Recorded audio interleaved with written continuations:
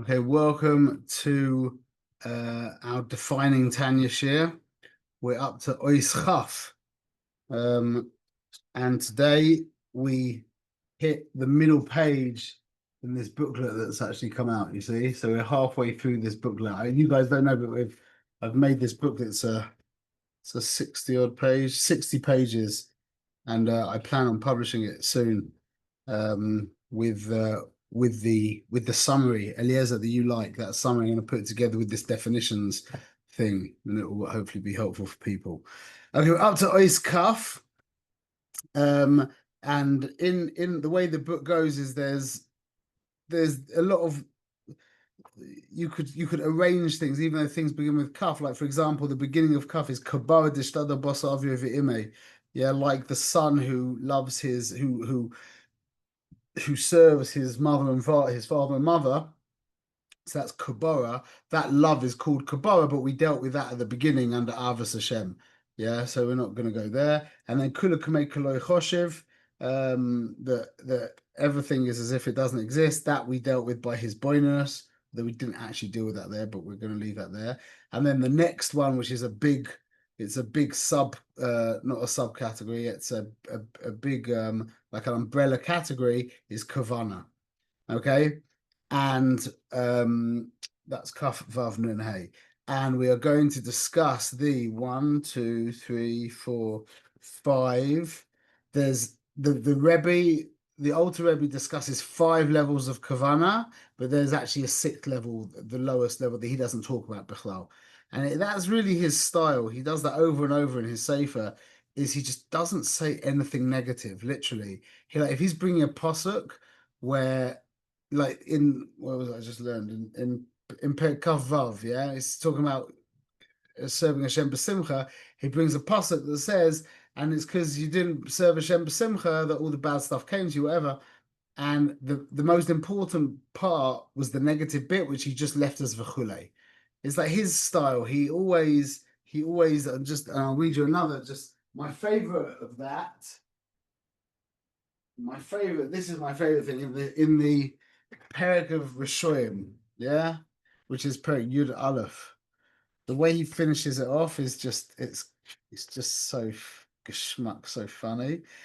He finishes the whole thing by talking about the complete Russia, and he says, "Ach misha eina mischarei la'olam." Somebody who never has any charata. Ve'ein boim lo hihure tshuva klal. He has no hihure tshuva. No hihure tshuva. Nikra rasha veraloi. Shahara Shabanafshahu Levada Nisha Bakirboy, that he is exclusively dominated by Ra. Ki Gova Kolkach Alatoiv, because it completely dominated over the good. Ajnistalek Mikirboy, until the good kind of fled from within him. And therefore it kind of hovers above him. And then he says, L'chein arzam. Therefore, Chazal said, Kol be'asar shchinta shriya. In the presence of 10 Yidden, the Shechina is always shriya. Talking about the lowest level, and finishes off by saying, and you should know, even that because the goodness went away from them, that means that even amongst the lowest of the Yidden, when you've got 10 Yidden, the Shechina's there. So that's his style. So he doesn't mention the lowest level of Kavana, as is his style. But let's unpack it. So the question is, what is Kavana? And really, we're talking about Kavana in regards to the Tanya. Yeah. So most people would understand the word Kavana as your intention, or not your intention, more like your kind of concentration. Yeah, like Kavana really means to aim. Yeah, to cover in. But by the Tanya, it's really talking about the energy that motivates the mitzvah. That's really what it means, which is actually quite different to how we understand it stum, yeah? What motivates you to do the mitzvah? That's called the Kavanas mitzvah.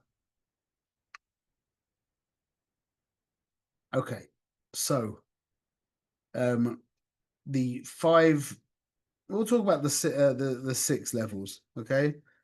Um, even though the Rebbe doesn't mention the lowest level. So the highest level is called Makova. Then you have an Ava Sichlis, an Ava Tvis, Mitzvahs Nashim Lamada, Shaloi Lishma Mamash, and then the final one, which he doesn't mention, is Lakante, to like destroy or whatever. Okay, so these levels tie in to the different olamas. So the level of Makova is Atzilus. Ava Sichlis is Bria. An intellectual love is Bria. Ava Tvius is the emotions. That's Yitzira. Yeah, a natural love. Mitzvahs Anashim Umilamada. He also calls that Lo Lishma. He has Lo Lishma and Lo Lishma Mamash. Lo Lishma means it just wasn't Lishma. Not that it was for ulterior motive, it was just with no motive. That's what he calls Lo Lishma. That's mitzvahs anashim umalamada, which basically means your habituated behavior. Yeah, that is the olam ha'asiyah. Then you have Lo Lishma mamash, which he gives the example twice as liois talmud chochem. If a person is learning liois talmud chochem, yeah, that's called Lo Lishma mamash, and that is Keneged Klipas Noiga. And then Lakanta, which is to hurt someone, that would be Keneged the Klipas Timaeus. So we've got Markova, Ava Sichlis, Ava Tvis, Mitzvah Samashim Mother, which is Lo Lishma. Then we've got Lo Lishma Mamash, and then we've got Lakanta. And that goes with Atzilus Bri, Yitzira Sia, Klipas Noiga, and Klipas Timaeus. Okay. And this is put together. I mean, the basic place where he speaks about this is in chapters 38, 39, 40, where he goes to town all the kavanas. And we're really talking about avas because we're talking about the energy that motivates positive mitzvahs. And it's the same with our wives, yeah. When we're doing something for our wife, it could be motivated by a whole bunch of different stuff. Yeah. It could be to shut her up. Yeah. That's not very Halig. Yeah. It could be you're feeling, you're feeling loving. Yeah. That's nice. That's good. Yeah. It could be that you took a time out and you thought about how precious she actually is and how much she does to you and how much you owe her. And you need to do something. Whatever you're going to do, you're going to feel it's not enough anyway. Yeah, that's really hating. Or it could be even after many, many years of marriage, maybe that there's actually no kavana in that you kind of became her. You and her merged in such a profound way that you're just serving her. It's like she's serving herself. There's no you. All there is in your world is her Ratzon. That's all there is. So you're doing stuff for her, but it's not you doing stuff for her. It's her doing stuff through you. That's the ultimate level. Apparently that exists in marriage at the highest level. Yeah, that's what Manis talks about. I'm only 21 years in, so I don't know about that, but apparently after 50, 60 years that could actually be. So we'll see. Who knows? We should be zeicher to make it that long.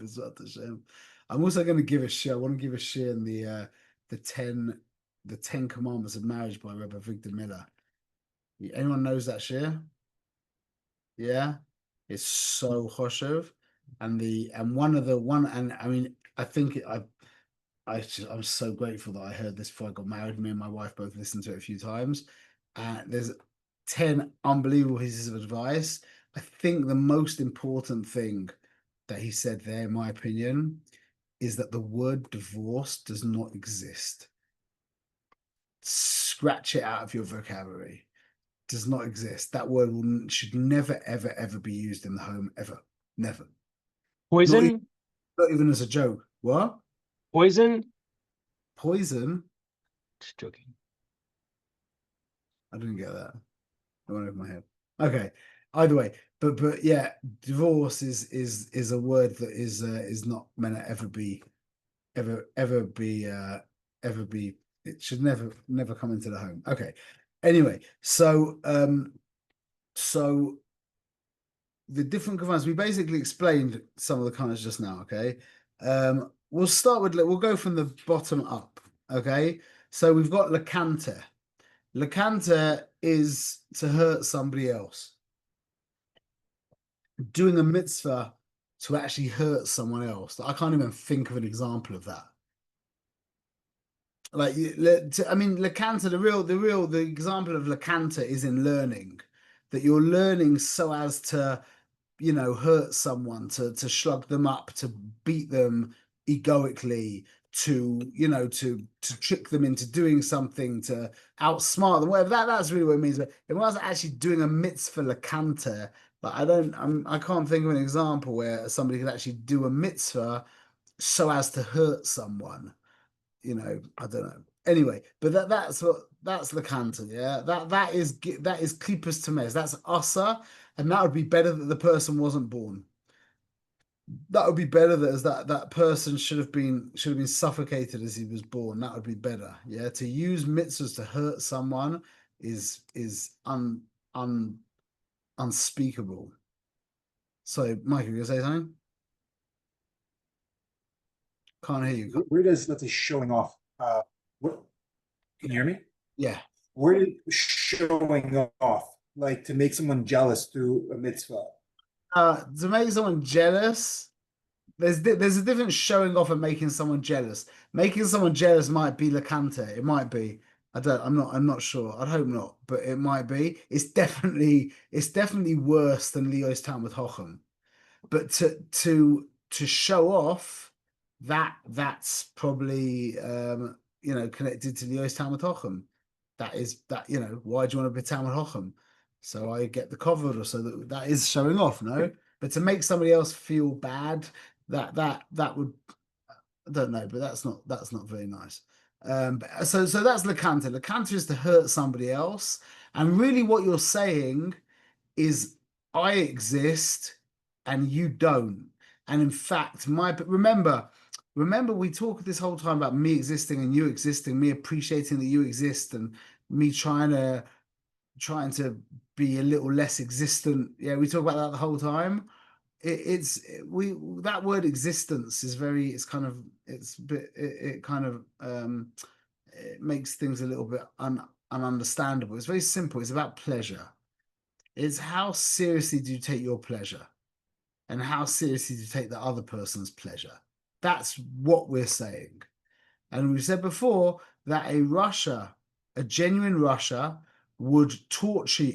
If this turned him on, yeah, he would torture you for his pleasure. And a genuine Sadiq would not even reach for the Tahina if the hummus was closer to him and he liked Tahina more. So you could just say this, that a Russia would put out another person for their Tainug. A Tzaddik would not be Matriach himself for his own Tainug. So it's about Tainug. It's about pleasure. Whose pleasure is more real to you, yours or Hashem's? Yeah, right now you want to eat the treif sandwich. Yeah, that talks to your pleasure. But Hashem's pleasure is that you don't eat that. Which one's more real to you? So when we talk about Hashem being real, you being less real, him being whatever it is, yeah, that's what we're talking about in a more kind of fancy way. Okay, whose pleasure is more real to you? And that's how it works in marriage as well. Whose pleasure is more real to you? Your pleasure or your wife's pleasure? Yeah, and we know that we'll learn where we're holding when the mazgan is on and it's boiling hot and we're schwitzing and she's freezing, and she looks and she's like, do you mind if you turn off the mazgan? And you're like, it's boiling hot. It's boiling. What do you mean? She's like, okay. And she's sitting there. Yeah. So when you can turn around and say, okay, we'll turn off the mazgan and I'll be hot. Yeah. That's Madrega's. That's having ascended in marriage. May, you don't like that, no? I mean, I hear you. I don't like it. No, I mean I do it. I'm married 22 years, and I want to sleep with the windows open in the spring and with a fan on in the summer. And these are things that I'm not allowed to do because this is what my wife wants. Not allowed to do. I could fight with her over it and I could win, but I choose not to win. The same way you also in Montreal, whatever. Mayor, that's mamash givoldik. But I can't imagine being at the level where like I'm happy to please my wife and I'm schwitzing and can't sleep because I know that my wife is like sleeping soundly because of my uncomfort, my discomfort. That's even more real. As long as you don't hold it against like mamash being resentful and then she gets it the next day. Yeah. But that's really real. That's really real. That's really like It makes me enjoy, by the way, it's a literal thing. Like I want to have the windows open. I want to sleep outside. So Sukkot, I get to just. She's like, "Are you crazy? It's 30 degrees outside." I'm like, "Don't care. I'm outside." You know. it's that's I'm just learning chapter 27 right now in the Tanya, and that is, by the way, 27. Everyone says that the heart of Tanya is Lamed base, yeah. So I have a different shot. The heart of Tanya is 27.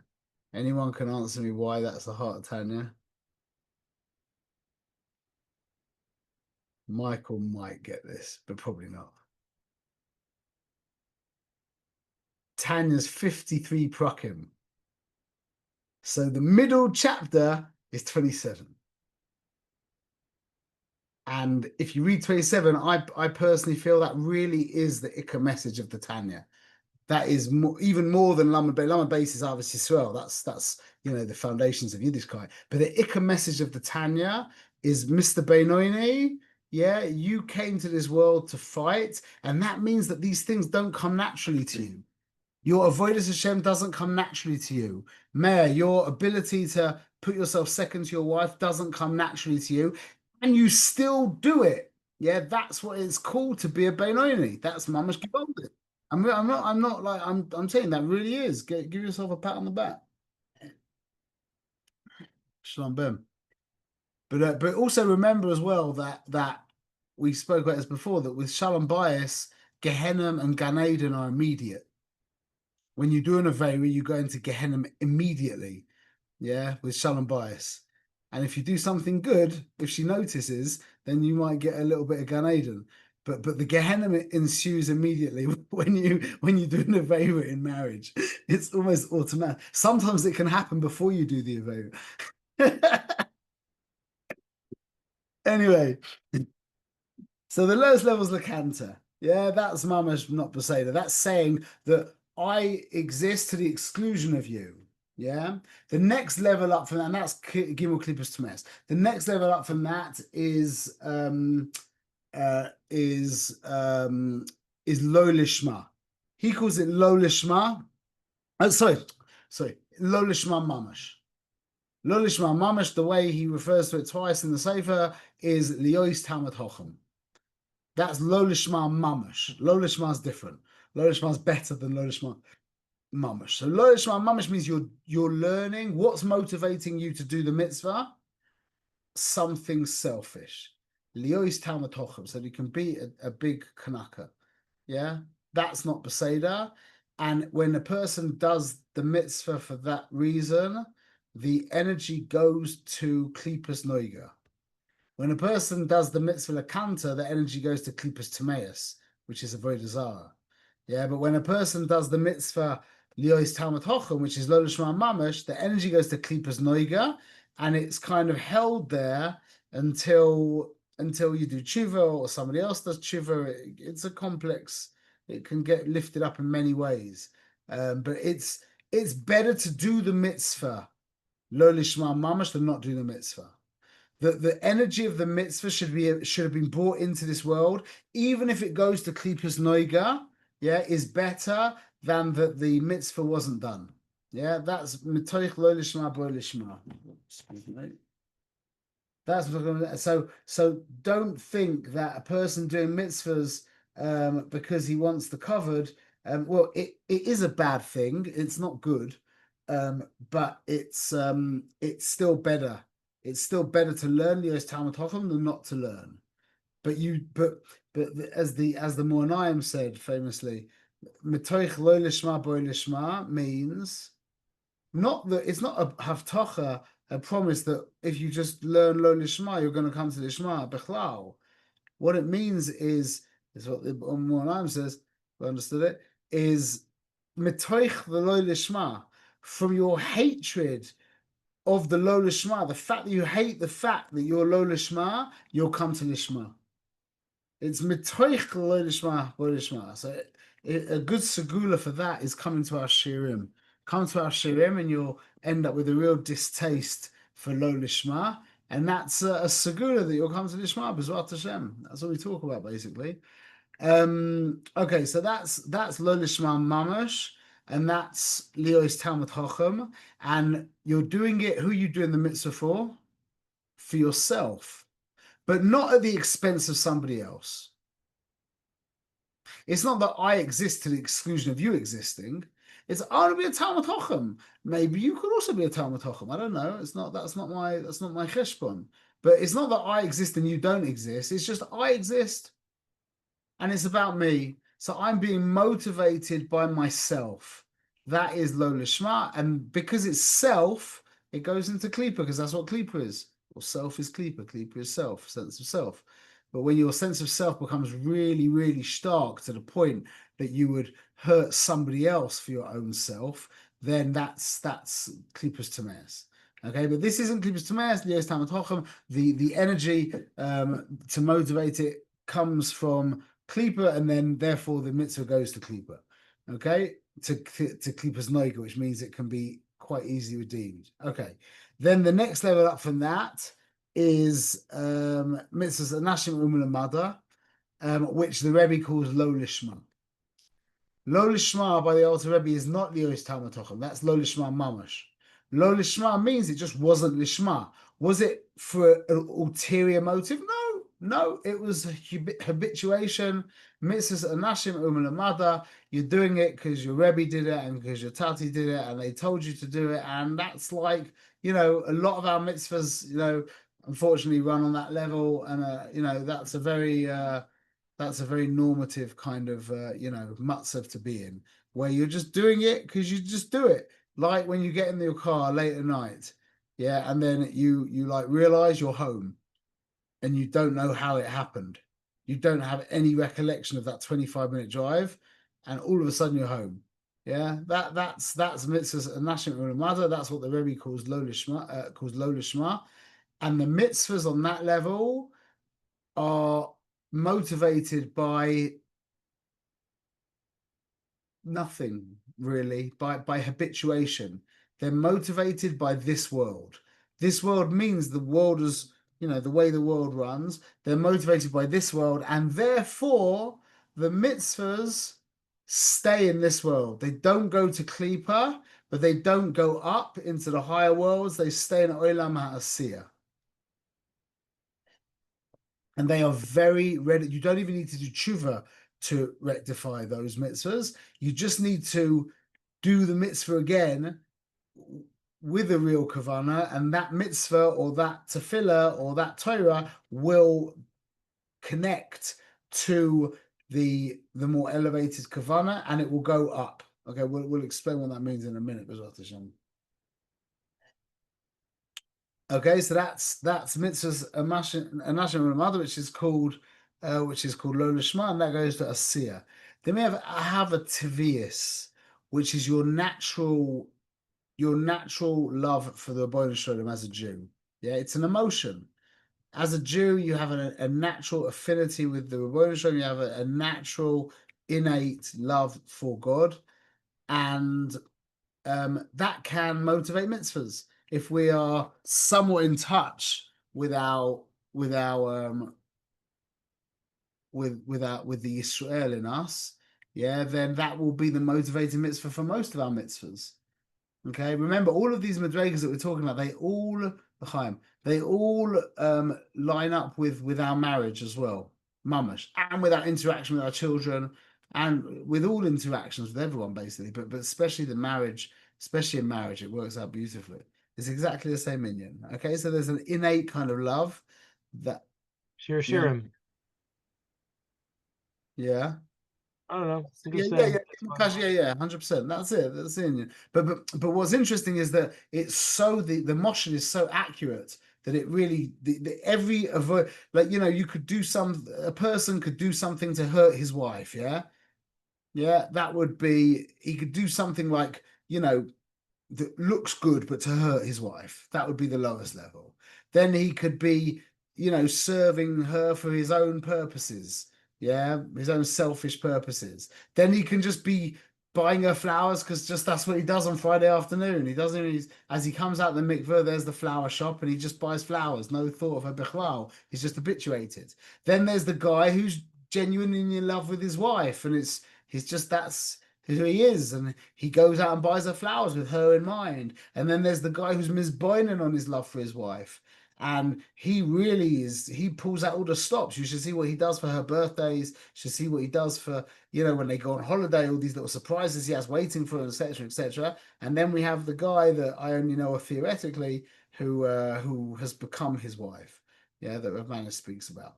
So it's exactly the same. So let's finish off now. So Ava Tavius is a love, a natural love, and what it really means, and all this is really what all of this means, yeah, if you want to really decipher it and boil it down, is how real is God, or how real are you? And don't forget, the more real God is to you, the less real you are to yourself. The more real you are to yourself, the less real God is to you. So the lowest level is all there is me. And I will hurt you for my own pleasure. The highest level is Einod Milvado, all there is God.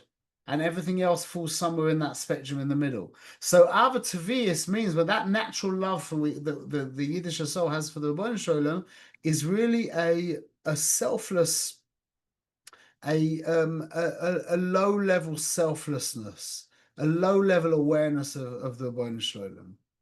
And that's called that goes to Yitzira, because Yitzira is the world of emotions. Emotions are just what they are, like, and that's why it's compared to a behemoth, because behemoths have natural loves and fears. Like behemoths will, they love this food and they hate that, and they were scared of this prayer, whatever it is. It's all very natural. So that's called the Ava Tfias. It's also connected to like an animal, the level of the animal. Yeah. Then we have Ava Sichlis, yeah, which we said before is an intelligent love. It doesn't mean a love in your mind at all. It means a much more visceral and dynamic and palpable love in your heart. It's just the only way of really getting that love is through the mind. That's why you'll see that like political activists, yeah, they're much more verkocht for their cause than like what do you call it, the fraternity people, and don't have it in England. Is it frat or fraternity? Yeah, like in universities, yeah, the fraternity people are they put themselves out for their tithers, but not like the political, not like the militant Islamists and the political, the real political people. Why? Because their emotion is coming from their mind. They're thinking into it. They're developing it. They're researching it. They're extrapolating. They're understanding, and all of that channels down into the heart and creates an emotion that's more and more palpable, more and more energized. And that is the love that is available to us. We do have that. We do have access to that if we read the right books and we speak to the right people and we have the right conversations. You know, and you have a chiyuv in a sense to bring that to your children and to your wives, to your families, by just allowing yourself to be overwhelmed by the Ribono Shel Olam every now and again. and walk into the house and just be like, I love the Rabbanu Shalom so much. And just like, and just, yeah, just look at this world. Isn't this unbelievable what he's given to us? So, you know, you get a nice ice cream. You're just like, this is so delicious. The Rabbanu Shalom has given us such unbelievable things. And to that helps everyone. That helps the whole family mamash. And it helps you as well. And it will help your kids respect you as well. Like allow yourself to be you know, impressed by the Rebbeinu and speak it out. That's this Ava Sichlis, and that Ava Sichlis really is an experience of a very, it's a very profound experience of Hashem existing. And that's what it means. The mitzvah goes up to the world of Bria, meaning that's a very high level because it's like, in a sense, Hashem did the mitzvah. Not on the highest level of Atzilus where Hashem mamash did the mitzvah, but it's like the amount that you're in it for Hashem, let's say 75%, yeah, that's a lot. What that means is that you've become 75% godly. That means the mitzvah goes up to a higher world, meaning it's being done from his perspective. You're doing the mitzvah, it's like he's doing the mitzvah through you, with you. The highest level is he's doing the mitzvah like just through you. But the highest, the level below this, what we're talking about now, is Ava Sichlis, is it's like he's doing the mitzvah with you. That's a very high level, and that's the level available to the tzaddikim she'ena gemurim. Yeah. But now this is the chiddush of the Lubavitcher Rebbe for our door, is that the level of Markova is available to us. Surprisingly enough, I can't stress that. When I first heard this idea, I blew my kalim off. Mamash blew my kalim away completely. It was, remember the Torah, I need to go soon, but the Torah about Aaron HaKohen lighting the menorah that I've said dozens of times over the years.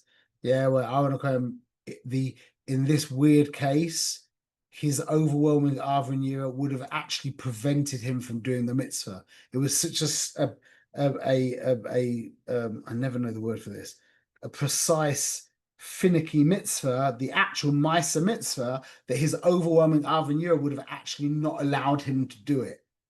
So he put it to the side and he did it lefi the halacha. And that's what the Lubavitcher Rebbe said with us. He said, because we don't really have any Ava Nira left, yeah, we're so, you know, in so many ways we're so lacking from Ava Nira that all we need to do is put to the side the Lo Lishma Mamash and the Lo Lishma. Meaning, don't do it for an alternative reason. Don't do it to feel close to God. Yeah. Don't do it for no reason, meaning you're doing it because it is a tzivui from the Rabbanu Shalom. And then you say, like, so why are you doing that? And you're like, what do you mean, why am I doing that? The Rabbanu Shalom wants this. What, you're doing it for to give Nachas Ruach? I'm not even thinking about Nachas Ruach. This is just reality. Reality demands that this mitzvah gets done. And here I am. That is a bechina of Markova, which is the mitzvah being done on the level of Atzilus, which is really not the human doing the mitzvah. That's the Rabbanu Shalom doing the mitzvah through the human. Not with the human at the level lower than that, but through the human. There is no human being there. That is the level of Markova. That was the avodah of the Avos Kadosh and Moshe Rabbeinu, Rabbi Shimon Bar Yochai, and all the Heilige Yidden. And Hashem has worked it out in our door, said the Lubavitcher Rebbe, the way I understood it, that we are able to serve on that bechina because we don't have any Avon Yira. Because we don't have any Avon Yira, we can go beyond. In the old days, it was very difficult to go beyond the Avon Yira because, well, the Avon Yira are very amazing. Yeah, and that doesn't mean we shouldn't be striving for Avanira. But the default of the world is that Hashem has kind of twiddled the knobs and stuff, set it up that he has an army of Yidden serving him on the level of Moshe Rabbeinu and Rabbi Shimon Bar Yochai. That's an amazing idea. That was the chiddush of the Lubavitch Rebbe. When I say it was the chiddush as opposed to one of the chiddushim, because I think if you really understand his chiddush, it kind of what's the word, not fragments, it refracts into lots of different apparent chidushim, but really it's the chiddush of the fact that reality is more compatible with physicality than it is with ruchnias. That was really his chiddush. That reality has got more to do with gashmias than it does with ruchnias, and that all of that, all of his other chidushim, which are endless, come basically from that nakuda merkazi.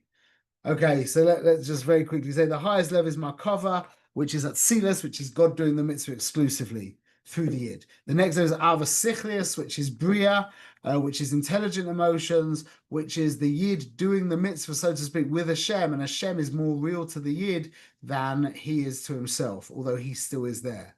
Yeah, then you have Ava Tvius, which maybe you could say is 50-50. Yeah, that's Olam Yetzirah, which is the emotions, and that's just, that's you love Hashem. You have a natural, like you have a natural innate love for your parents. That's the same thing there, and that's what's motivating you. Then you have mitzvahs and nashim u'lamada, which is lo lishma, not lo lishma mamish, but lo lishma, which means they are being motivated just by the teva of this world. So those mitzvahs don't go beyond asiyah, but they're available when we do mitzvahs with better kavana.